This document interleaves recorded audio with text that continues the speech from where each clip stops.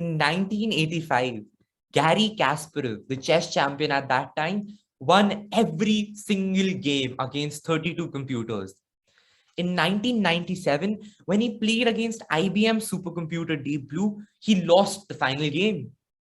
20, 30 years ago, nobody could have imagined that this is possible. I am Dhruv Bhargav, and today I will be speaking on the topic: is artificial intelligence really making us smarter? Artificial intelligence is slowly becoming something which people are either very afraid of or are blatantly ignorant of the risks. Even in the case of chess, doomsayers often predicted that the game of chess will be over once computers are better at it than humans. But is that true? No, not at all. Today, even more people are playing chess than ever before. Because one aspect that people often forget is that even though Deep Blue had defeated our best at chess that day, the credit was due to its creators at IBM. But were these computers really intelligent? By some standards, yes, and by some standards, no. Computers at that time followed pre written programs, giving them specific directions. Even if Deep Blue was processing 200 million chess moves in 1 second, it wasn't doing something exceptionally intelligent.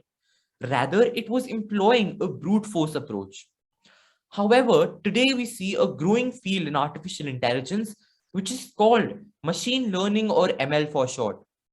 This marks a huge twist in history from what we associate computers with. Machine learning is similar to giving the computer lots of data and then ensuring it calculates the probabilities of the events occurring. Initially, we all thought that this would make processes like job hiring or handing out paroles to people in jail more objective.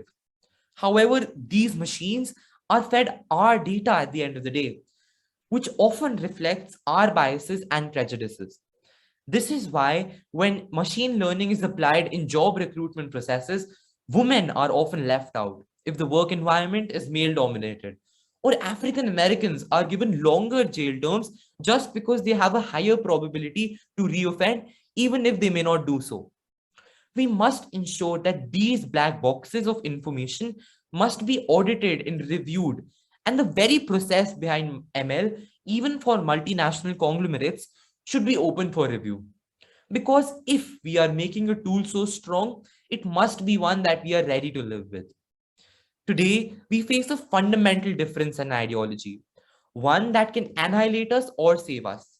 A knowledge barrier, a hindrance of opinion, may seem just harmless today, but tomorrow it will cost us dearly in terms of impact on resources. Human beings as a species have always been afraid of the unknown. We have been afraid of water. Before the Vikings traveled the seven seas, we have been afraid of cars, just like Martha Benz was called a witch. And today, we are afraid of artificial intelligence, even though we are curious. Although I am a staunch supporter of harnessing the advantages AI has to offer, it is of great concern to me how the process of thinking associated with destructive AI is turning more into sci fi, and the real threat is no longer even near the horizon. Today, research shows that the very notion that one day AI will suddenly turn malevolent and start killing ruthlessly is fundamentally flawed. The problem lies in our inability to identify our position in the intelligence curve of the universe. To illustrate, when we see an ant, don't we all take preventive measures to try not to cause it any harm? But the moment this ant poses an ideological objection to our objectives, we do not think before obliterating them. For example, when constructing a building. Similarly, today, scientists have proven that synthetic circuits are about 1 million times faster than biochemical ones present in our brains. This means that compared to the work of a team of researchers at Stanford or MIT, one machine can do over 20,000 years of work in just 1 week. So, how can we solve this? The solution is partially to create reforms in the executive part of our government. However, that is a process which will take time and is bound to have loopholes in it. Thus, first, we must define an end to end model operations process, which will include a detailed workflow with well defined steps, for operationalizing and maintaining the model throughout its production life, from deployment to retirement.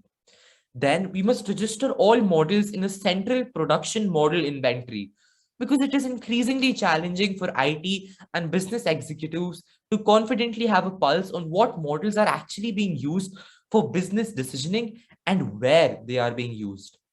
And finally, we must make each and every one of us capable of understanding the advantages and disadvantages AI has to offer. We must make ourselves resilient enough to be able to survive the burn and survive the ocean of knowledge which artificial intelligence will present to us. Thank you.